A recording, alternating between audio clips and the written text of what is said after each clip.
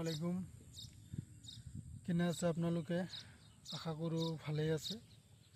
আজি এটা ভিডিঅ' বনাব বিচাৰিছোঁ বা আপোনালোকৰ লগত এটা শ্বেয়াৰ কৰিব বিচাৰিছোঁ, কেনেকৈ মই ডিপ্ৰেশ্যনৰ পৰা মুক্তি পাম। মানসিকভাৱে মই আজি অসুস্থ, কিয়নো সদায় চাপ আহি থাকে। ডিপ্ৰেশ্যনৰ লগত কিমান ফাইট কৰিম, কিমান যুদ্ধ কৰিম। জীৱনটো এনেকুৱাই নেকি বাৰু? নাজানো। আজি অকলে মেছেজ কৰি আছোঁ। সমাজ, মানুহ কোনো কাৰোৰ কথা চিন্তা নকৰে, কেৱল নিজৰ স্বাৰ্থত নিজৰ কথা চিন্তা কৰে।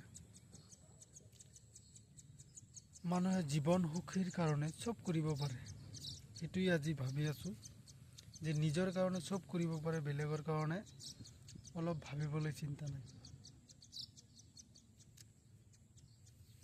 আপুনি চাইছে না, চৰাইৰ বাহ পিছফালে গুণগুণ শব্দ হৈ আছে।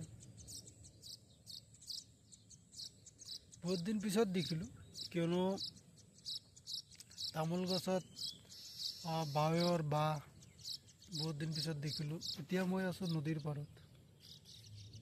আপুনি জানে, অসমত আটাইতকৈ ডাঙৰ সমস্যাটো হ'ল নদীৰ গৰাখহনীয়া।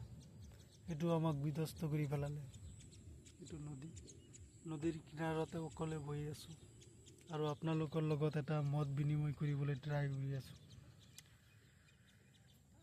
মানুহে যদি মানসিকভাৱে সুস্থ নাথাকে, তেনেহ'লে তেওঁতকৈ পৃথিৱীত দুখী কোনেও নাই। এইকাৰণে কৈছোঁ যে জীৱনটো যেনেকৈ সুখী থাকিবলৈ সকলোৱে চেষ্টা কৰে, কিন্তু পৰিস্থিতি মানুহক অসন্তুষ্টি বা দুখীত পেলাবলৈ বাধ্য হয়। আৰু নাজানো মোক কিমান কোনে ছাপোৰ্ট কৰে, ভিডিঅ' লাইক কৰে, এইটো বেলেগ কথা।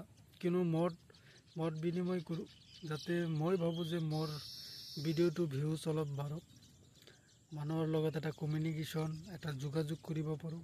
কিয়নো পৃথিৱী হ'ল খন্তেকীয়া, এইটো সকলোৱে জানে, কেৱল ময়ো নহয়। এই খন্তেকীয়াৰ মাজত মানুহৰ মাজত এক সমন্বয় ভাৱ গঢ়াৰ সপোন মোৰ।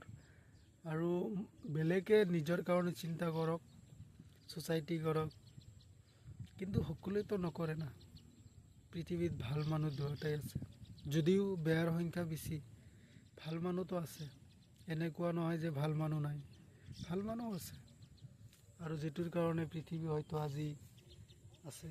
ভাল মানুহ নাথাকিলে পৃথিৱী কেতিয়াও নাথাকিলে হয়। ইয়াত এটা